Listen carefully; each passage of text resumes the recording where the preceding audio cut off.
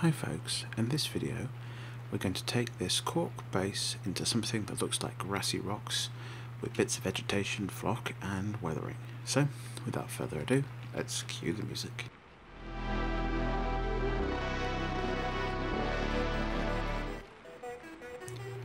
To start out, I'm covering any bare plastic areas and the top of the cork areas with Astra granite from Citadel. Now you can use any texture paint or sand that you want. I just happen to have the great one on hand and we're going to be painting this later. So it's just a matter of giving it a coat all over the base.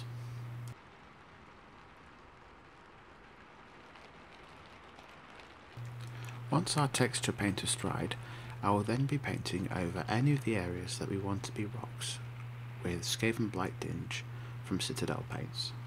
I'm thinning this down with a little bit of water to make sure that you can get in all the nooks and crannies in that cork.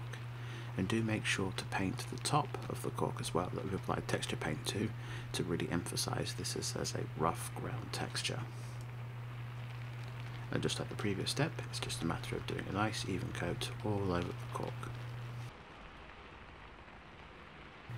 Next, I'm going to use black leather from scale 75 to paint the ground areas on this base.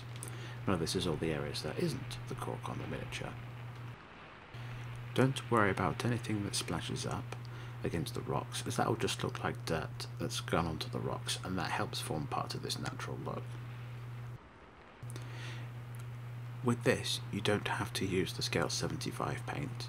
I just happen to really like the purple tones in the brown, but you can use whatever dark brown you'd like. Rhinox hide or dried bark from Games Workshop would be really good paints to use here.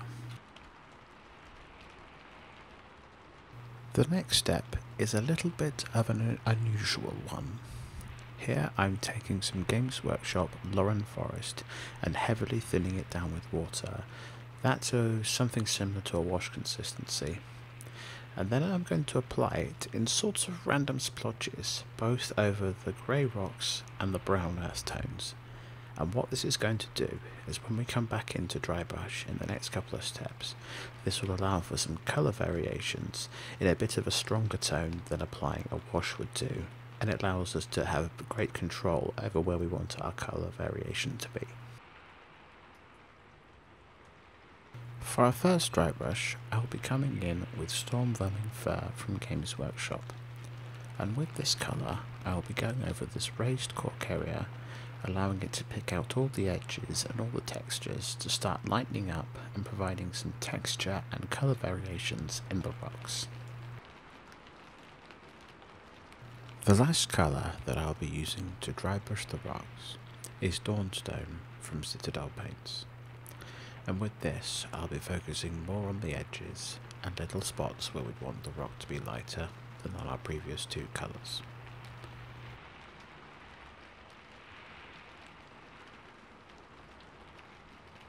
With the rocks all dry brushed, I am now going to focus on putting some colour into the dirt. Here, I'm using Mournfang brown from Games Workshop, and I'm loosely dry brushing it over the brown and the base of the grey rocks to emphasise some splashed up mud and to give a sense of life into this merging of soil and stone.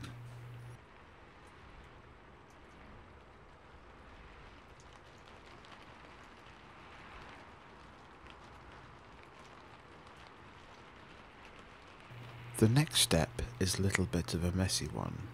Here I am applying some medium earth weathering powder from Forge World. Now this weathering powder is no longer in production, but you can use any mid-tone brown weathering pigment that you'd like. And here I'm using it to blend the colours between the dirt and the rock, and doing a bit of dusting with the dry powder into the recessed folds of this Space Marine's cape. I am then going to further refine this by adding a light rust pigment in small areas just to really emphasise the orangey mud tones. I always recommend that you seal your weathering powders in if you choose to apply them. Next, I'll be applying some tufts to the base. These ones are from Warlord Games, but you can use any tufts that you happen to have on hand. I often find that tufts are a little bit too large for the 28mm wargaming scene, so I find that tearing them into 2 or 3 pieces often suits nicely, and you don't use quite so many, and your packet lasts a lot longer. I will be using a small dab of super glue to secure the tuft into place. Although the bottom of the tuft is naturally sticky after being pulled off the backing paper, I do find that adding some glue does help to increase the security of the tuft. How many you add is up to your personal taste, but I tend to recommend 1 to 2 pieces for a 32mm base and 3 to 4 pieces for a 40mm base.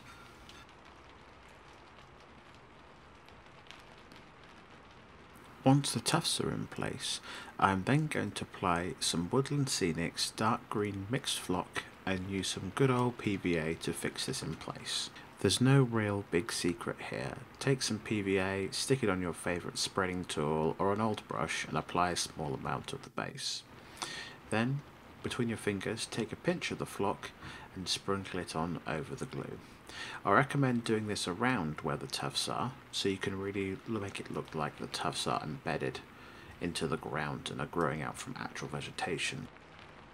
Once you've sprinkled on this, you can then tap off the excess back into your bowl or tub, or whatever you're keeping it in.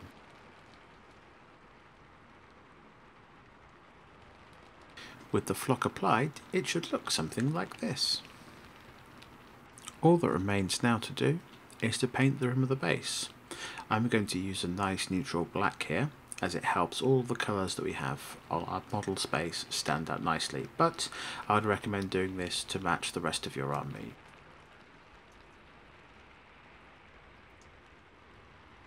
And with that, this base is now complete. If you haven't already, why not consider subscribing? It's free of charge, and you'll get updates in your feed on further tutorials just like this one. See you next time, folks.